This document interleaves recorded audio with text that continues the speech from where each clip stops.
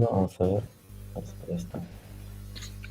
Bueno, muy buenos días a todos, buenas tardes allá en España. Me da mucho gusto presentar para el seminario de hoy a Luis Padierna.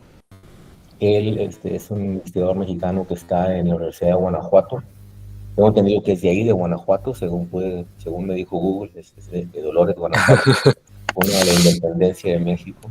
Hizo su doctorado en el Instituto Tecnológico de Tijuana y su área de especialidad es, esencialmente aplicaciones de Machine Learning en cuestiones biomédicas, ¿sí? La razón por la que lo invité a este seminario es que hace algunos años este, trabajó con máquinas de vector soporte, utilizando kernels asociados a algunas familias de problemas ortogonales. Y bueno, eso nos interesa a varios de los que estamos aquí y nos va a hablar de ello el día de hoy. Muchas gracias, Luis, por aceptar la invitación y bueno, adelante. Sí, pues de nuevo gracias a ustedes por la invitación. Y para esta plática, pues la dividí en 4 partes principales. Voy a hablar un poquito del contexto de Machine Learning y máquinas de soporte vectorial, para después entender la importancia de un kernel, ¿no? Y un kernel basado en polinomios ortogonales sobre todo. La segunda parte, pues vamos a hablar de una familia de funciones, ¿sí? Más que un kernel en particular, es toda una familia que se conoce como ultraesféricos, ¿sí? O la familia de Yegenbauer. Vienen algunos ejemplos con Python. ¿Sí? Vamos a ver un código para hacer un comparativo entre el kernel de Yegenbauer con otros kernels clásicos en algunos datasets. Y finalmente, pues abrimos los comentarios para una breve revisión del estado del arte y qué problemas abiertos quedan todavía por resolver. Bueno, para iniciar, las máquinas de soporte vectorial se encuentran inmersas en muchos contextos, ¿no? Por ejemplo, podemos hablar de inteligencia computacional, que es el diagrama de Venn que se muestra a la izquierda. Y pues inteligencia artificial tiene tres pilares, ¿sí? Que es los modelos neuronales, la computación evolutiva y la lógica difusa. Entonces, hay algunas corrientes o investigadores que toman las máquinas de soporte vectorial como parte de las redes neuronales, ¿no? De hecho, hay algunos artículos donde demuestran que con alguna función kernel en particular se puede hacer equivalente a un perceptrón multicapa. Entonces, las máquinas de soporte vectorial pueden entrar dentro de inteligencia computacional, pero también se conocen como un modelo de Machine Learning. Y bueno, en el diagrama de la derecha tenemos el conjunto más grande, que serían todos los métodos y arquitecturas de inteligencia artificial. Un subconjunto más pequeño sería este campo de Machine Learning. Y pues ya vemos que hay todavía campos más relacionados, ¿no? O internos, como las arquitecturas de aprendizaje profundo. Entonces, en la parte de Machine Learning, ya un poco más a detalle, pues tenemos distintas categorías de aprendizaje. ¿Sí? El supervisado, no supervisado por refuerzo, y una categoría transversal que conocemos como Deep Learning. Y dependiendo del tipo de aprendizaje, pues son los problemas que podemos resolver. Por ejemplo, en aprendizaje supervisado, resolvemos problemas de clasificación, regresión, el rellenado de datos faltantes. En aprendizaje no supervisado tenemos el agrupamiento, detección de valores atípicos o ranqueo. Y en aprendizaje por refuerzo, pues el seguimiento de rutas, control y juegos. Esos son algunos de los problemas típicos, y pues con Deep Learning podemos resolver, o con modelos de Deep Learning podemos resolver prácticamente cualquiera de estos problemas. Entonces, el modelo más emblemático, ¿sí? Hasta ahorita lo podemos confirmar con los ganadores del premio Nobel, ¿verdad? De física y también de química, pues son las redes neuronales. Ahorita están de moda las generativas, pero existen otros modelos, ¿sí? No todos son redes neuronales. También tenemos los métodos kernel, y es en esta parte de métodos kernel donde entran las máquinas de soporte vectorial.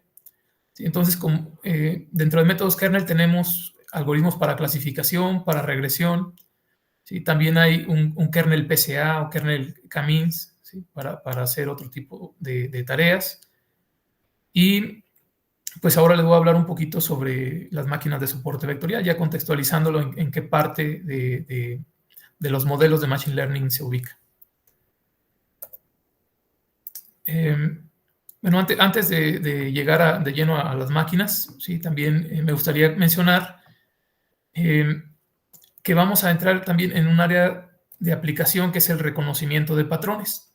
¿Sí? Existen diferentes áreas de aplicación dentro de inteligencia artificial, pero para el reconocimiento de patrones en particular, pues lo podemos ver como un proceso de 4 etapas. Sí, la primera consiste en la adquisición, bueno, en identificar si el problema es factible de resolver con estas herramientas, y para eso hay que estudiar la entidad que queremos procesar, ya sea para clasificación, regresión u otra tarea. ¿Sí? Si el problema es factible, o sea, si podemos cuantificar y caracterizar nuestras entidades, entonces entramos a la etapa de adquisición de datos, ¿sí? Que puede ser a través de sensores, cámaras, bases de datos y otros instrumentos.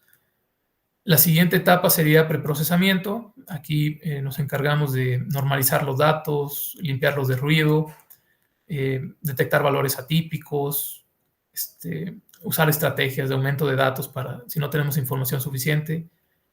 Serían las técnicas de preprocesamiento. En la siguiente etapa entramos a una extracción de características, ya con la información limpia, pues modelamos esa información en forma de vectores de características. En esta ilustración, pues es para un ejemplo de clasificación. Entonces, además del vector de características, necesitamos la etiqueta que nos indica a qué clase está asociada ese vector. Si repetimos este proceso para cada una de las entidades, pues formamos un dataset, ¿verdad? Un conjunto de datos. Y a partir de este dataset es que, pues ahora sí podemos aplicar diversos métodos y arquitecturas para buscar funciones de decisión. ¿Sí? Si es un problema de clasificación, pues podríamos implementar un perceptrón multicapa, una máquina de soporte vectorial, un sistema difuso, o alguna otra arquitectura profunda para encontrar esta función de decisión. Y al final de cuentas, ya con el modelo entrenado, pues entra una etapa de predicción donde pues vamos a evaluar instancias no vistas anteriormente para asignarles una etiqueta. Entonces ese es el proceso en general. Y para hablar un poco más a detalle de las máquinas de soporte vectorial, pues teníamos que conocer este proceso, ¿verdad? Y partir ya de un dataset dado. Entonces, la máquina de soporte vectorial pues es un método que tiene ya 30 años. Y aquí viene una formulación que es la más básica, ¿sí? O sea, una máquina de soporte vectorial de margen duro, pues es un clasificador binario, en el sentido de que va a resolver 2 clases. Y el objetivo es encontrar un hiperplano que maximice la separación entre los elementos más cercanos de ambas clases. Entonces, el problema está formulado así: dado un dataset, que es un conjunto de pares ordenados. El primer elemento es el vector de características y el segundo la etiqueta. ¿Sí? Ese vector generalmente es un punto en un espacio real de dimensional. Y las etiquetas, aquí las máquinas de soporte vectorial tienen la peculiaridad de que las etiquetas se exige que sean 1 o -1. Esto para simplificar la formulación que vamos a ver un poquito más adelante. ¿Sí? Es conveniente utilizar estos valores de las etiquetas. Y bueno, parece que el público está muy familiarizado con los polinomios ortogonales, ¿verdad? Entonces no necesariamente quiere decir que es el rango de operación de estos polinomios, ¿no? Que también van entre -1 y 1, sino que bueno, este es por otro motivo. Entonces, en la ilustración estamos viendo un conjunto de puntos verdes que representan una clase y azules que representan a la segunda categoría. Entonces, los puntos más cercanos a la frontera, ¿sí? O al hiperplano óptimo de separación, se conocen como vectores soporte. ¿Sí? Esta estrategia trata de encontrar un hiperplano que maximice el margen entre los vectores soporte, y pues para eso se formula un problema de optimización, ¿sí? Como maximizar el recíproco del margen, de la norma del margen, sujeto a un conjunto de restricciones. ¿Sí? Y estas restricciones básicamente nos indican que la distancia normalizada de los puntos más cercanos al hiperplano sea igual a 1. Esta formulación se conoce como la formulación primal, ¿sí? Con las variables originales, y existen estrategias para solucionar el problema en la versión primal, pero la gran mayoría de solvers como libsvm, sí, que es el más popular, está implementado en arquitectura, en frameworks de Python, R, MATLAB y muchos otros, utilizan la versión dual. Entonces, para la versión dual, o en la versión dual podemos ver, sí, que hay un elemento muy importante que es la matriz gramiana, ¿sí? Y esta matriz gramiana pues codifica toda la información del dataset, ¿sí? Son los vectores de características y sus etiquetas. Entonces, los productos punto que conforman cada una de las componentes de la matriz, pues nos están dando una medida de similitud entre los vectores del dataset, ¿sí? Y la variable que nos interesa resolver son estos alfas, ¿sí? Que terminan siendo multiplicadores de Lagrange. Entonces voy a poner una diapositiva más sin entrar tanto en detalle de cómo se llega de la formulación primal a la dual, ¿sí? Solo para pues para que quede un poco más completa esta parte, pero aquí lo relevante es destacar que el problema de clasificación, un problema de clasificación de patrones, se reduce a un problema de optimización cuadrática. Esa es una característica más de las máquinas de soporte vectorial que nos garantizan que si existe un hiperplano óptimo de separación, pues estas máquinas lo van a encontrar siempre y cuando el problema sea linealmente separable. ¿Sí? Hablando de la formulación de margen duro. Bueno, aquí viene un poco más de la derivación de cómo pasar de la versión primal a la dual, ¿sí? Entonces hacemos algunos ajustes algebraicos. Primero quitamos la restricción del valor absoluto, aprovechando precisamente lo que comentaba hace unas diapositivas atrás, que es el valor de la etiqueta, ¿verdad? Si evaluamos un punto sobre el hiperplano, en lugar y queremos solamente la magnitud, entonces podemos aprovechar el valor de la etiqueta para hacer el cambio del signo. Entonces, esto nos ayuda a simplificar bastante el problema. Hacemos algunos ajustes también que van a servir más adelante cuando se apliquen ya los gradientes y las derivadas matriciales. Por eso multiplicamos por un medio y cambiamos la forma del recíproco de la norma como W transpuesta por W. Entonces, resolvemos esta expresión por Lagrange, ¿sí? O sea, introducimos las restricciones de desigualdad como términos de esta sumatoria y pues vamos a minimizar el lagrangiano con respecto a W y B y maximizarlo al mismo tiempo con respecto a los multiplicadores, ¿sí? A alfa. Aplicamos las condiciones de Karush-Tucker, sustituimos, ¿sí? Estas condiciones dentro del lagrangiano y llegamos a la forma estándar de una máquina de soporte vectorial en el espacio dual, que sería esta. ¿Sí? En la diapositiva anterior venía en forma matricial, aquí está en forma extendida, pero es equivalente, sujeto a estas dos restricciones, ¿sí? Que los multiplicadores sean mayores o iguales que 0. Y esta restricción es muy importante porque nos permite identificar, ¿sí? Aquellos vectores de entrenamiento, vectores de características, que se consideran los vectores soporte. Entonces, los vectores o los índices de estos vectores que señalen un alfa mayor que 0 es un indicador de que ese vector es soporte. Y la otra restricción, pues básicamente nos dice que debemos tener un equilibrio entre los multiplicadores de una clase y de la otra. Entonces, Esta formulación dual la podemos resolver con cualquier método de programación cuadrática y teniendo el vector de alfas, pues ya podemos encontrar W y B que nos forman el hiperplano. Aquí viene un ejemplito sencillo con 2 puntos. ¿Sí? Básicamente esto es ilustrativo, aquí no voy a detener mucho. ¿Sí? Tenemos un par de puntos, o sea, es un ejemplo que se puede resolver en la libreta. ¿Sí? Tenemos un punto en la clase roja y otro en la clase azul. Y pues el objetivo es encontrar el hiperplano óptimo de separación, ¿verdad? Acá en la derecha se va mostrando la formulación dual, ¿sí? Cómo quedaría la matriz gramiana. Aquí lo podemos resolver incluso a mano, ¿sí?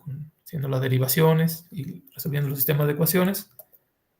Y finalmente, pues obtenemos el vector alfa que nos indica los valores de los multiplicadores de cada uno de estos dos puntos. Despejamos, sustituimos, perdón, en las ecuaciones que vienen de Karush-Tucker y pues pasamos de la forma general a la forma punto pendiente de la recta y encontramos que es el hiperplano óptimo. ¿Sí? Esto es para 2 puntos, se podría hacer analíticamente muy fácil. Lo interesante viene cuando ya tenemos 3 o 4 o más puntos. ¿Sí? Si tenemos un punto más, o sea, si queremos incluir un tercer punto que fuera este A2 a la formulación de la máquina de soporte vectorial, la forma del hiperplano no cambiaría. ¿Por qué? Bueno, porque este hiperplano se forma con la información de los vectores soporte. Sin embargo, si incluyéramos además el punto A1, entonces sí debería de haber un ajuste porque este punto está ahora más cerca de la otra clase. ¿Sí? Entonces, si repetimos el procedimiento, ahora los puntos A1 y A2 serían vectores soporte, el único azul sería el otro vector soporte y el hiperplano se ajustaría, ¿no? En cuanto a su pendiente. También los valores de los multiplicadores se ajustan para que haya un equilibrio entre los dos rojos con el azul. Los ejemplos anteriores pues, son linealmente separables, ¿sí? Al igual que pasó con el perceptrón al final de los 60, ¿sí? Pues las máquinas de soporte vectorial de margen duro no pueden resolver problemas que no sean linealmente separables, ¿sí? como el de la compuerta XOR. Entonces, para los perceptrones lo resolvieron añadiendo perceptrones multicapa.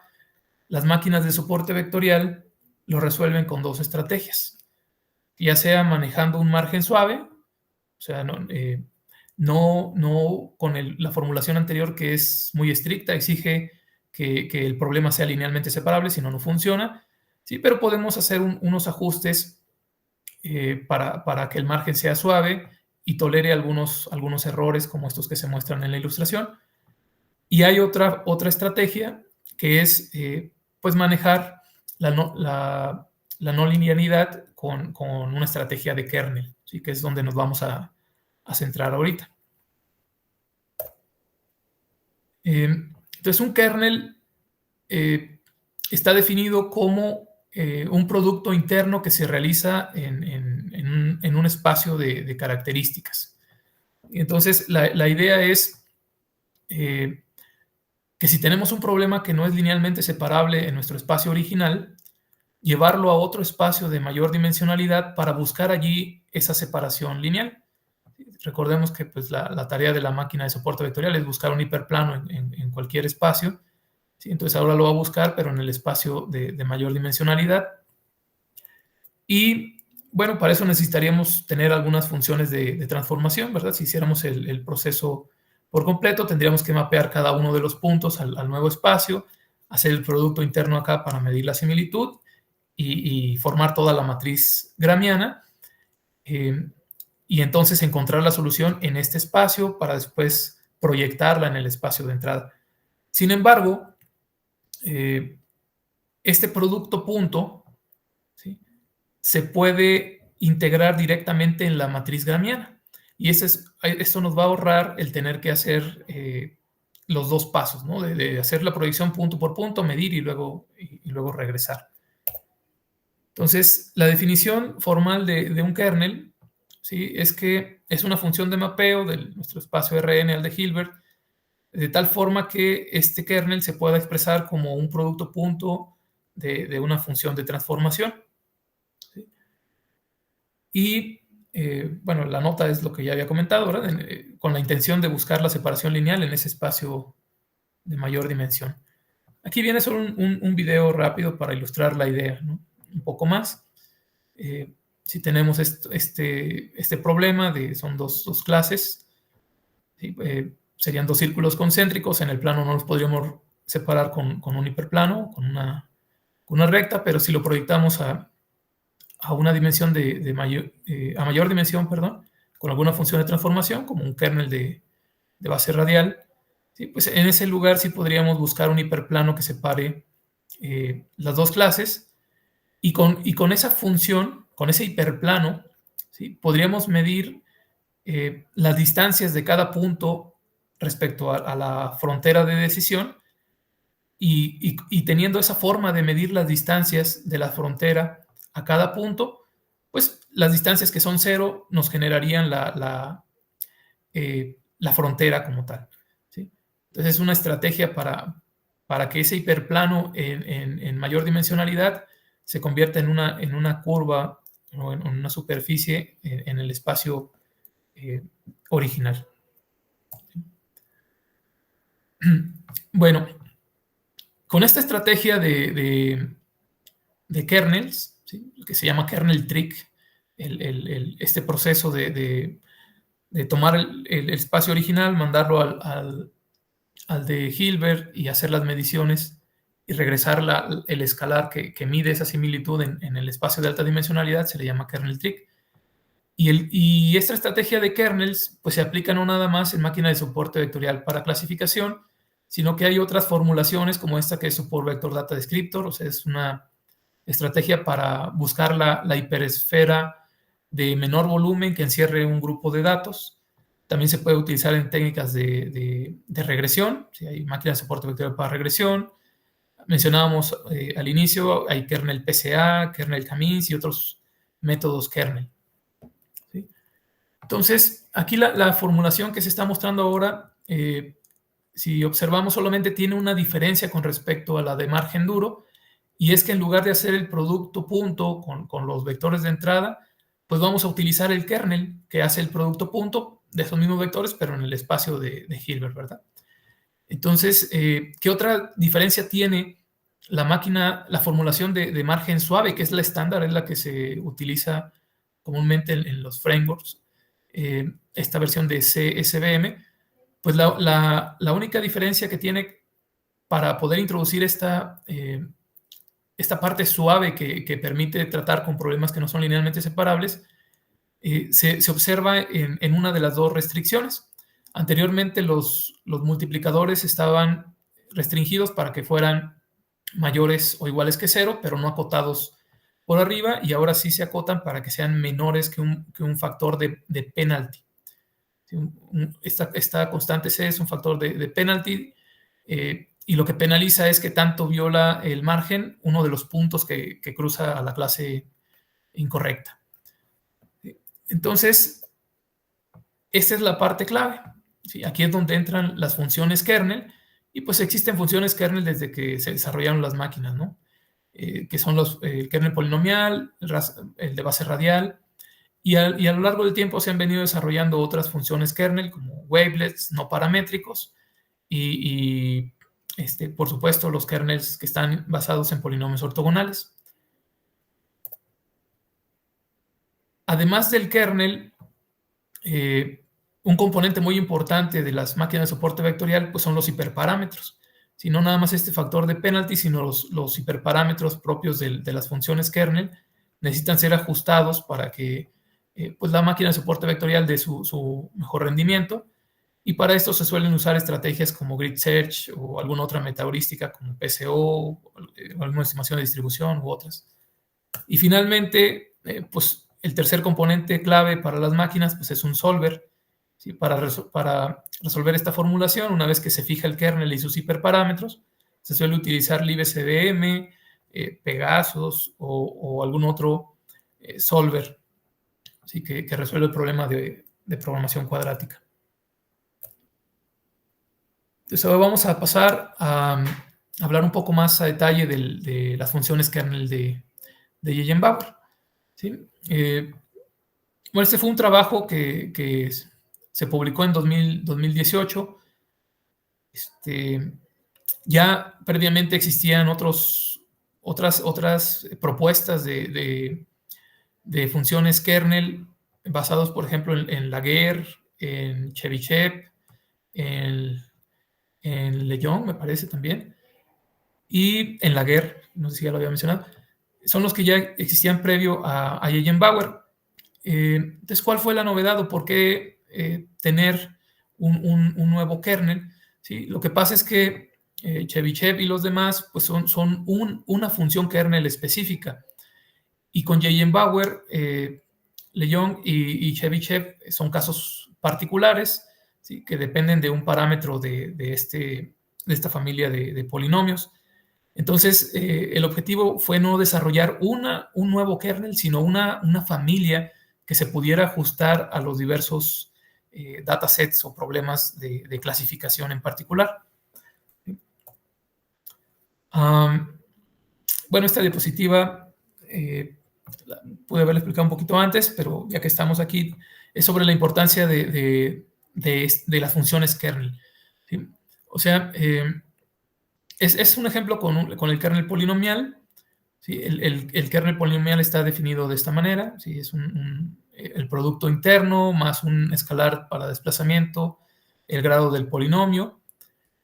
Y bueno, si tomamos algunos valores en particular como el factor de desplazamiento a 1, el grado a 2, y asumimos que los vectores de entrenamiento están en el plano, y pues podríamos ver que el kernel lo desarrollaríamos en estos términos, ¿verdad? O sea, ya desarrollando el trinomio.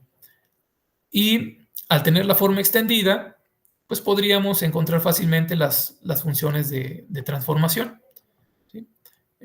Para hacer el producto punto entre estas funciones y que nos diera el kernel extendido. Sin embargo, hacerlo de esta manera no es práctico, porque estaríamos muy limitados en la cantidad de funciones que podríamos encontrar fácilmente, aparte de la cantidad de operaciones que se tendrían que realizar. Por ejemplo, si ya tuviéramos un grado muy elevado, que esto no suele pasar, ¿sí? Cuando se trabaja con máquinas de soporte vectorial y kernels polinomiales, los grados suelen ser pequeños. Hablemos menos de 10. Pero en un caso o problema teórico, pues esto llevaría a realizar 10 a las 100 operaciones. Entonces la cantidad de operaciones pues es prohibitiva a medida que tenemos grados altos. Y en cambio, manejando el kernel directamente, pues es un producto punto, al cual le sumamos una unidad y lo elevamos a las 100, ¿no? O sea, se reduce a 3 operaciones. Por eso es que el kernel tree o el trabajar con kernel ya definidos, pues nos ahorran todo este proceso de transformación y medición. Entonces, estas son las formas de los kernels clásicos: el kernel lineal, el kernel de base radial, que hasta la fecha sigue siendo pues el estándar, ¿sí? El benchmark, y los kernels polinomiales. Entonces, la familia de polinomios ortogonales pues están inspirados en la condición de ortogonalidad, ¿no? Que se trabaja en otros contextos. Sabemos que pues esto es cuando se maneja variable continua, pero pues en cómputo manejamos el cálculo discreto, ¿verdad? Entonces tenemos que utilizar la versión discreta de la condición de ortogonalidad, y a partir de aquí es que se empiezan a desarrollar distintas formulaciones de kernels basados en estos polinomios ortogonales. Este es uno que se conoce como el kernel de Hermite escalado. ¿Sí? Se publicó en el 2016, un par de años antes de publicar Yegenbauer. Sin embargo, al tratar de reproducirlo y de aplicarlo a distintos datasets de clasificación, había problemas numéricos, ¿sí? O sea, siguiendo la formulación al pie de la letra, no, que viene siendo estos tres términos, los polinomios de Hermite y la función de peso, nos arrojaba muchos errores numéricos, sobre todo en los valores extremos, que ya sabemos es el comportamiento típico de los polinomios, ¿verdad? Bueno, la función de peso está diseñada para atenuar ese comportamiento, pero no resuelve por completo el problema ya al manejarlo como kernel. ¿Por qué? Bueno, porque el problema es que si no están normalizados los productos punto para que estén en el rango de 0 a 1, o sea, con que subas un poquito de 1, al integrarlo en esta sumatoria y luego en la multiplicatoria, los valores crecen muy rápido. Ya eso le llamamos en el artículo un efecto de explosión numérica. Entonces, para controlarlo, pues simplemente había que escalarlo, ¿sí? Pero pues este problema de escala no se había visto previamente y nos permitió solucionar el kernel de Hermite. Entonces, una de las ventajas, antes de pasar a esto, aquí cabe notar que el factor de escala, el 2 a la menos 2n, es un valor aproximado, ¿sí? O sea, este factor de escala no garantiza que para cualquier n el kernel va a quedar normalizado. Entonces, fue un valor que estuvimos probando experimentalmente, que coincidiera con algunos de los hiperparámetros que se tiene, pero no es tan estable. ¿Sí? Sí resuelve el problema, pero parcialmente. Sin embargo, en el caso de Gegenbauer se tiene la ventaja de que ya existe un factor de escala que sí depende del alfa y del grado que estemos usando en el polinomio, ¿sí? Sobre todo del valor de alfa. Entonces, Gegenbauer tiene la ventaja, ¿sí?, de que la escala sí asegura que siempre va a ser un kernel estable, ¿sí? La función de peso es otro punto muy, muy importante que comentar, ¿sí? En ocasiones pues, nos exige, ¿no?, que respetemos al pie de la letra la condición de ortogonalidad, pero recordemos que estamos formando una función kernel, una manera de medir en otro espacio. Realmente no estamos buscando que el kernel cumpla a la perfección la condición de ortogonalidad. ¿Y por qué destaco eso? Bueno, porque en todos los artículos publicados al 2018 hacia atrás y en la revisión que hice más recientemente, pues consideran la función de peso como algo estrictamente necesario. Sin embargo, en la práctica puede ser contraproducente añadir la función de peso. Ahorita lo vamos a ver en los ejemplos con Python, ¿no? Como al añadirlo ocasiona errores numéricos. Entonces, ese es un punto muy importante, ¿sí?, que no se mencionó en su momento, que nos exigían demostrar que era un kernel válido y que respetaba la condición de ortogonalidad, pero hay que tener cuidado con la función de peso. Bueno, entonces, Gegenbauer, habíamos dicho, es una familia de funciones kernel. Al variar el alfa o lambda, dependiendo de la bibliografía, el parámetro de los polinomios ultraesféricos, pues tenemos un conjunto de polinomios diferentes. Y aquí vienen ilustrados algunos de ellos. Y para valores particulares, por ejemplo, alfa igual a 1, pues tenemos a Chebyshev, ¿sí? Aquí se muestran tres secciones. La primera son los polinomios originales y vemos su comportamiento en los extremos, ¿sí?, en el rango de menos 1 a 1. En la parte del centro viene los polinomios ya aplicándole la función de peso, ¿sí? Sería este comportamiento. Y en la parte derecha son los polinomios ponderados, pero también después de aplicarle la función de escala, ¿sí? Entonces, como vemos, aquí al aplicarle la función de escala, pues invertimos su comportamiento, ¿verdad? Porque quedan normalizados entre 0 y 1, entonces a medida que aumenta el grado, pues los valores se van haciendo más pequeños. Y ese comportamiento es muy deseable en el kernel para evitar pues que en el acumulado de la multiplicatoria, por la sumatoria se tengan valores extremadamente grandes.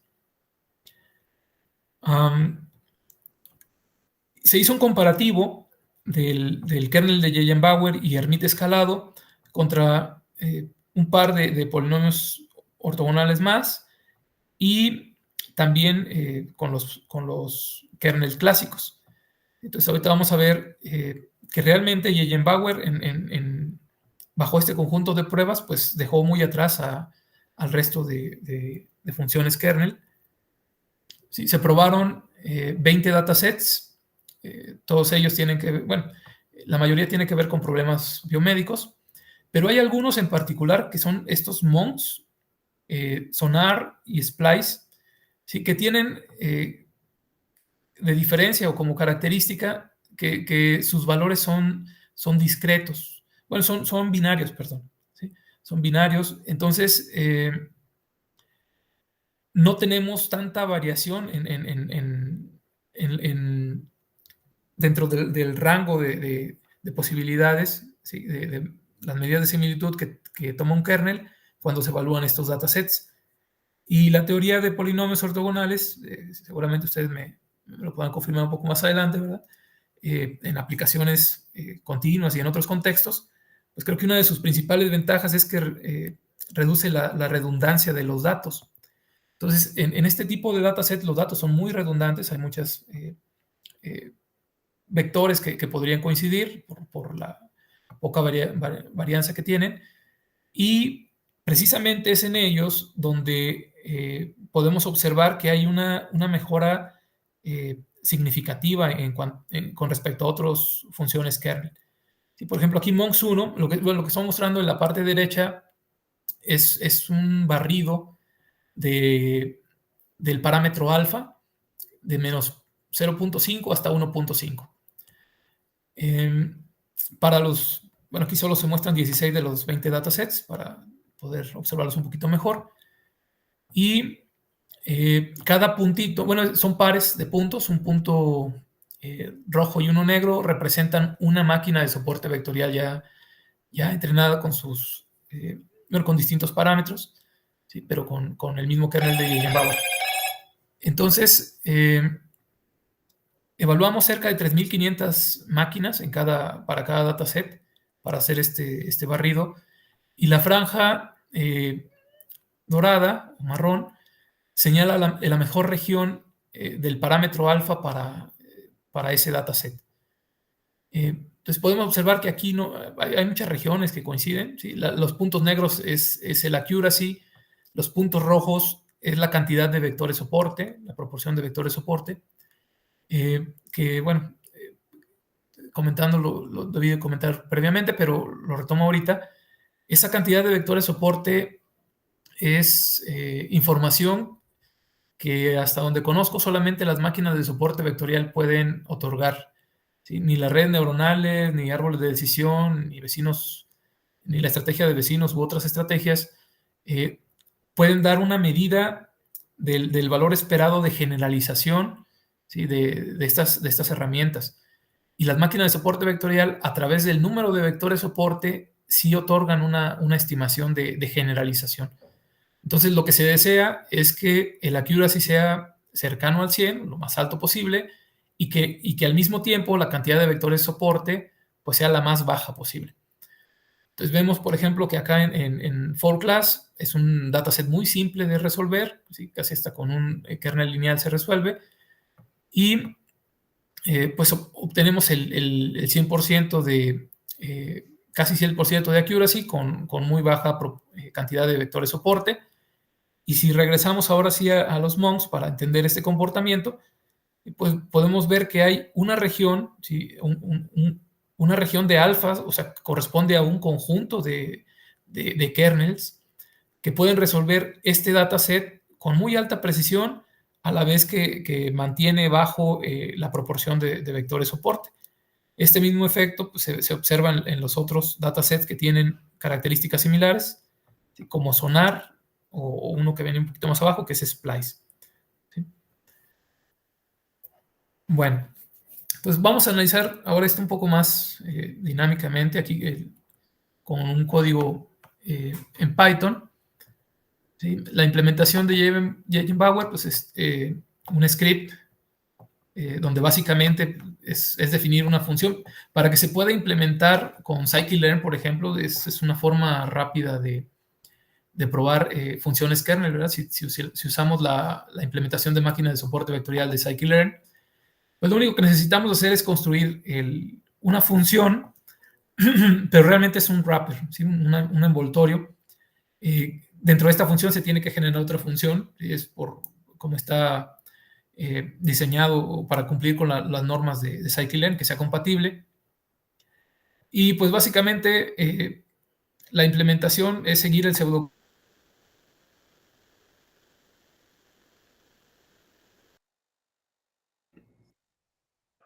Como que se cortó, ¿no? ¿Nos escuchas, Luis? Sí, se ha cortado. Sí. Lo hemos perdido. Sí, ya está congelado. Se fue la luz en Guanajuato, ¿no? Vamos a esperar a ver si vuelven. Ujú.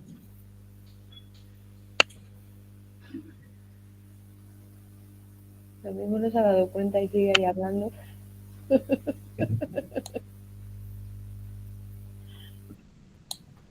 Pues puede ser. Y todavía lo marca como conectado aquí el Meet, ¿no? Sí, de hecho le marca, yo creo que le marca como que está hablando. Ahora que se le cayó. Ahora ha salido. Bueno, esto es como ir a la publicidad. Un poco, sí.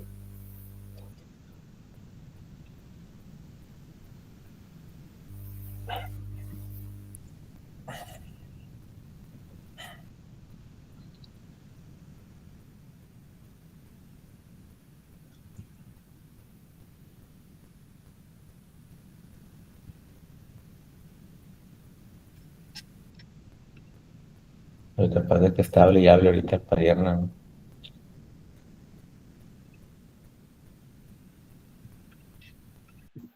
Pausa la grabación y cuando vuelva a continuar. Sí, ¿no? Nada más quiero ver dónde se hace eso. Gestionar grabación. Detener grabación. Pero no se puede pausar, tendría que ser dos grabaciones, ¿no?